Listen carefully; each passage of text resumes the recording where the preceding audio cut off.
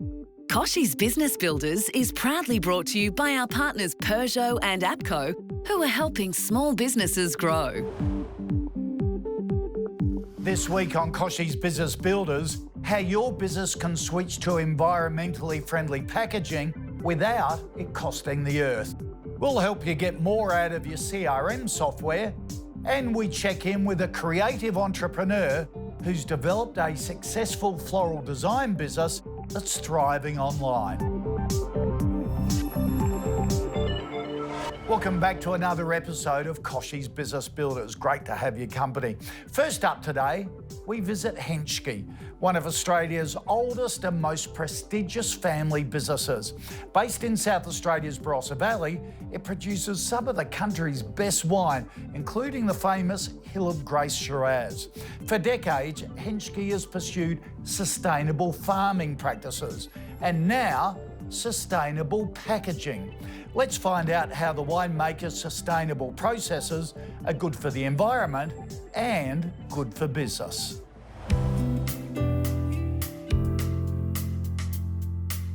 My name's Stephen Withhenski. I'm the fifth generation winemaker with Withhenski, our family winery. It was established by my great-great-grandfather, Johann Christian, back in the 1860s. He actually arrived in 1841 as one of the first settlers of South Australia. They eventually moved up here to Eden Valley, where we have our vineyards, our farm and the winery. As the Quality, Safety and Environment Manager, I cover off obviously those areas from a management level perspective, looking at things like systems to make sure that the winery is functioning the way that it should. Because the winery has been a farm as well, it's quite natural to understand what recycling is all about. We've been quite organic with our vineyard management, biodynamic as well, looking at native species of flowering plants, native grasses and what have you, and incorporating those in the vineyards. And I guess, being in a region where limited resources are water, power and road systems and what have you, it's quite natural to want to exploit the most you can out of the ability to be able to recycle, so you can reuse your water, reuse different things. So that's been a part of our management, not just with packaging, but really with our whole winemaking process way back in the 50s when my father started releasing his first single vineyard table wines. The cardboard boxes in those days started to be made from recycled papers. I guess it's been a sort of like a farming initiative that's been a natural part of what we do here.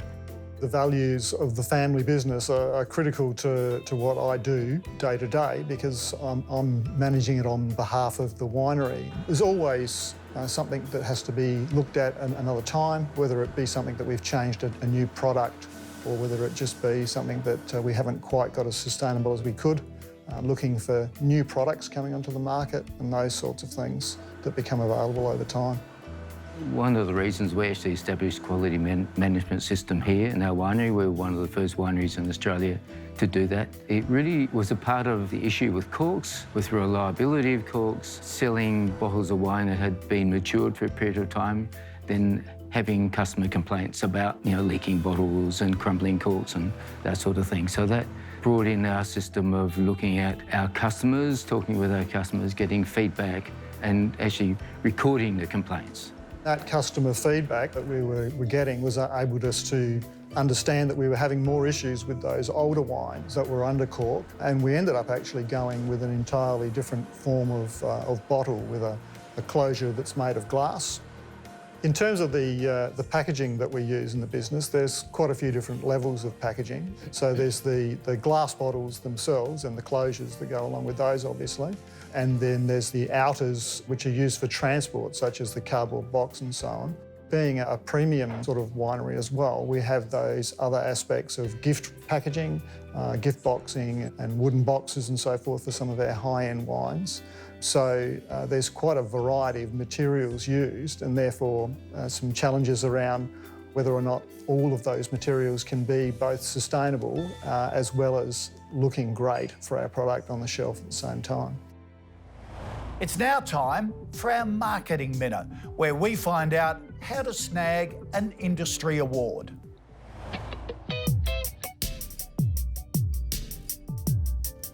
Hi, my name's Alex Hayes. I'm the principal of Clear Hayes Consulting, and we specialise in marketing to marketers. Industry awards and recognition are really important. Here's my top tips to create standout entries. So firstly, story.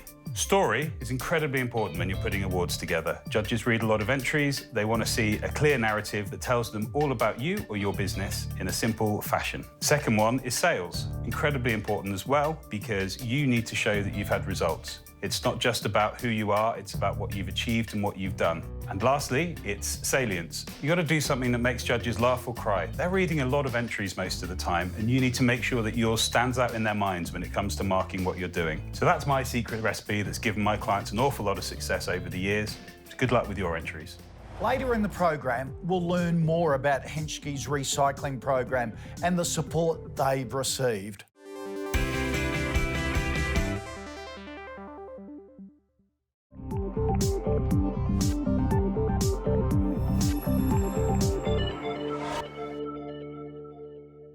Welcome back to Kochie's Business Builders. Our packaging is a vital part of the customer experience for any business, especially if you're one of Australia's top winemakers.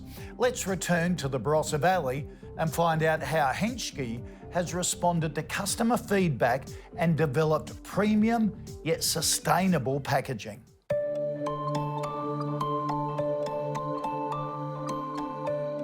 So the Australasian Recycling Label program is a great initiative that's been put together by APCO, which basically tries to improve the ability of consumers to understand where packaging needs to go in order to be recycled.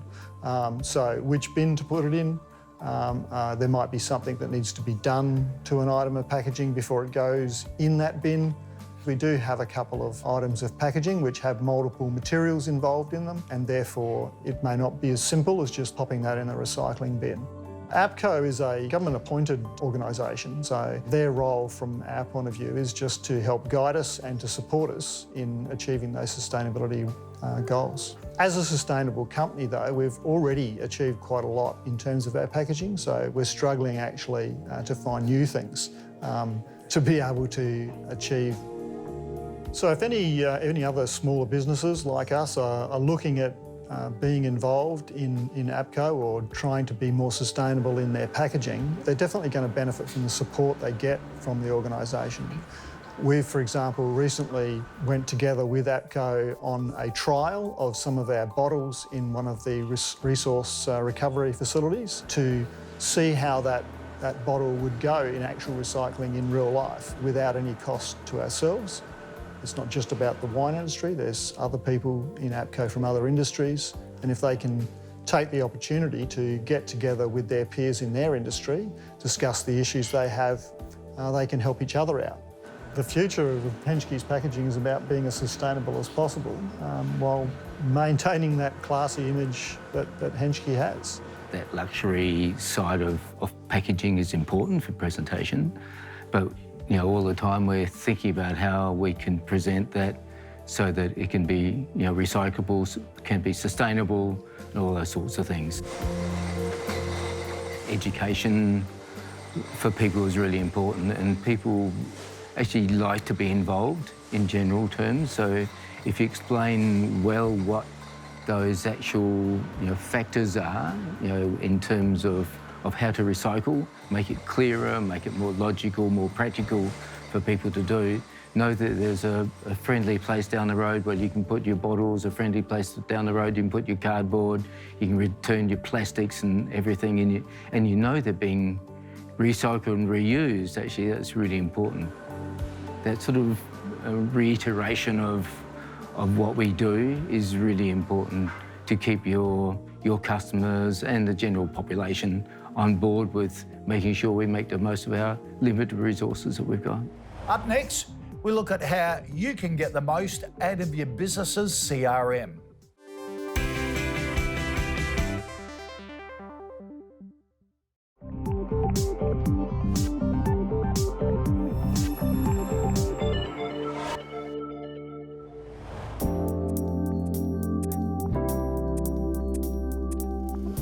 Hi, my name is Amy Tai and I am the business owner of Don de l'Amour. We are a floral design and event studio here in Sydney. Don de l'amour means gift of love. And it all ties into the philosophy of my brand and how I started. We are more than a florist. We're a studio that designs, so floral design, styling, and creative direction. I was always drawn to art, so designing of clothes, designing of textures and fabrics. And when I discovered flowers, I found the medium that I was most drawn towards. I'm more afraid of living a life with regret. So one day I packed my bags and sold my car and flew to Paris. All I had was my portfolio in one hand, and I had a list of all the top floral designers in the other hand, and I went door knocking. I had a lot of rejections to begin with because I didn't speak any French. No, nothing at all except for bonjour, but I kept going in every single day, and eventually I was taken in. The way they design, the way they arrange a bouquet, and there is a deeper level of awareness, I feel, in the composition. Every stem is made with purpose. Every element is thought about, and there was so much substance in everything. And I wanted to bring that back to here. My brand stands out because it's very different from other brands. When the clients see my body of work, they approach me to design, and I'm become quite lucky in that sense.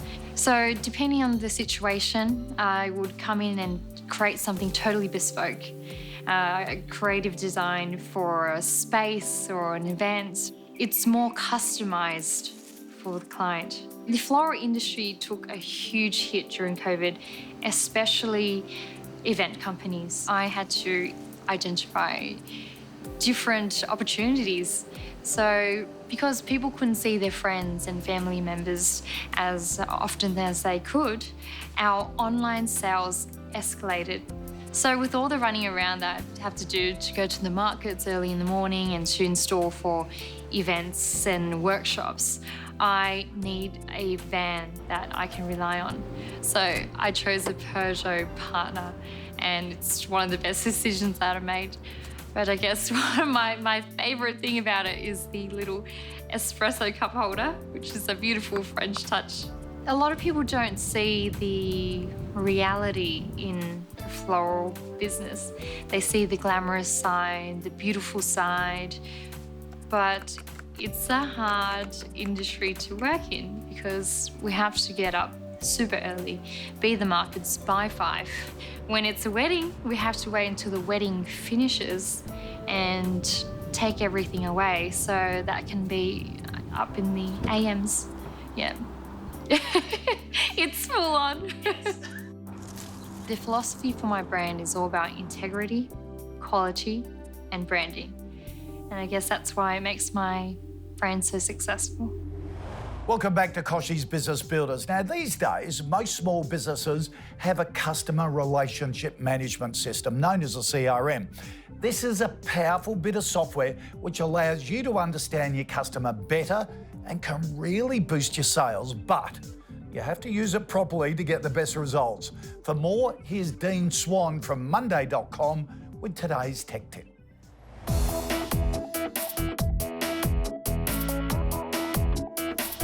If your team isn't using your CRM system, it's time for a rethink. You won't be able to see the real benefits of deploying a CRM system unless your entire team uses it end to end. Here's my top tips for successfully implementing a CRM system and how to get the most out of your CRM. First, make the CRM system easier to use by customizing the fields to match your business. For example, if you're into real estate, naming fields, apartments, homeowners, buyers, etc. helps users know their way around the system. A customized CRM makes a huge difference to your team's adoption. It's what makes it go from being the CRM to your CRM. Keep it simple. The fewer tabs, the fewer fields you can get away with in your CRM system, the better. Focus on what matters. Automate the routine stuff. The best part of a CRM solution is that it cuts down on many of the routine tasks you normally do manually. If onboarding a new CRM and solidifying your team's processes sounds daunting, remember the proven benefits: better customer service and retention, efficiency with automation, and scaling your sales processes. If you want to learn even more from Dean Swan, sign up for our Business Booster course. It's online, it's free to help you supercharge your sales and marketing. Sign up on kochiesbusinessbuilders.com.au. After the break, we find out how your business can shift to sustainable packaging and win over customers in the process.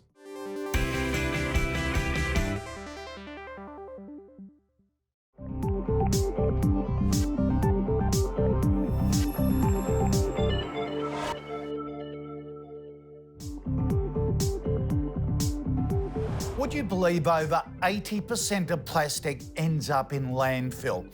And Australia is on a mission to pick up its act and phase out single-use and problematic plastics. The federal government's new National Plastics Plan sets the agenda. Trevor Evans is Assistant Minister for Waste Reduction and Environmental Management. He joins us to explain how small businesses around the country can do their bit. Minister Evans, welcome to the program. Thanks for your time. An absolute pleasure. What is problematic plastic packaging and when will it be phased out? Yeah, we're talking here about items like expanded polystyrene cups or takeaway containers, all the sorts of things that might be around the products when you do your online shopping. What we mean by problematic is things which aren't going to be reused and also aren't likely to be recycled or composted. But at the end of the day, we're talking about items which are ending up in landfill, or even worse, are ending up in the environment as litter, finding their way into the waterways and oceans. I'm very pleased to say this is a growing, important priority for the federal government. We got all of the states and territories together and we decided to try to phase out all of these problematic single-use plastic packaging items by 2025. And there's a few especially problematic ones we're hoping to phase out even more quickly than that. So obviously lots of businesses are using this problematic packaging on a daily basis. What packaging alternatives should they be looking for? And is there much of a difference in cost? Yeah, it's a great question. And very pleasingly, what we're seeing is a huge number of options and substitutes and alternatives already on the market and more coming onto the market every single week. This is an area where there's a lot of innovation and a lot of entrepreneurship. And I'm very pleased to say a lot of the substitutes which are coming out are at no higher cost than some of the traditional problematic plastics that we're talking about. I received a camera recently, for instance, which didn't have a single piece of plastic packaging anywhere around it. Now, these changes will have a big impact, though, on small businesses, not only because of the cost, but also, I reckon customers want us to change. What organisations can help them find alternative packaging? You're absolutely right, Kochie. Somewhere upwards of 80 to 90% of consumers, customers of small businesses, are hoping to see these sorts of changes made.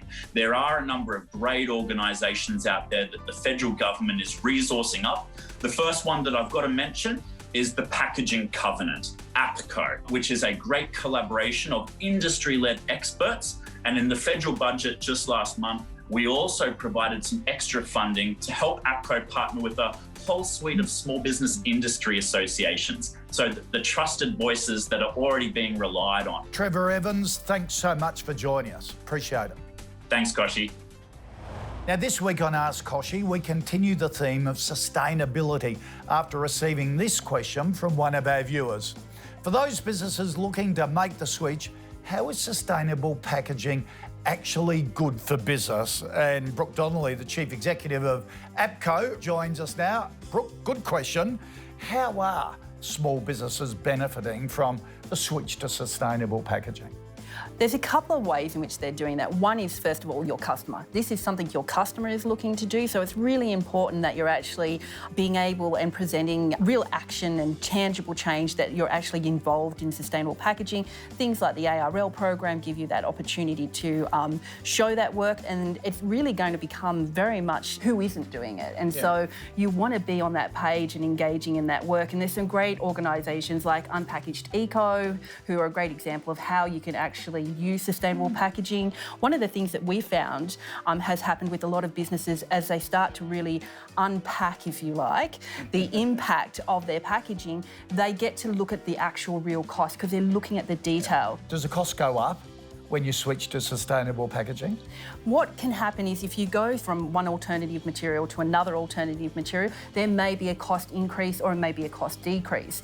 So you actually really need to take a step back and really strategically think about what is packaging, how can you use it most efficiently, and how can you use it most effectively within your business. And the process of doing that, we quite often find ends up in cost savings to businesses. Okay, so we got some business owners watching us thinking, it's a great idea.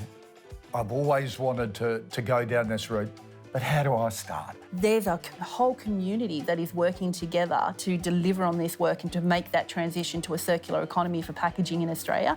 And so there's lots of good ideas and good work that's already been done and tested. So come along, have a chat with APCO to do this work efficiently. Gee, I've enjoyed learning more about it today. It just makes good business sense, doesn't it? It does, very much so. Brooke, some great tips. Thanks for joining us and setting us on the journey. That's it for today. Make sure you head to the website, kochiesbusinessbuilders.com.au, and sign up for the weekly newsletter, which has all sorts of great information and resources for running a successful small business. We'll be back in a couple of weeks after the Olympics with more episodes full of great stories and advice. I'll see you then.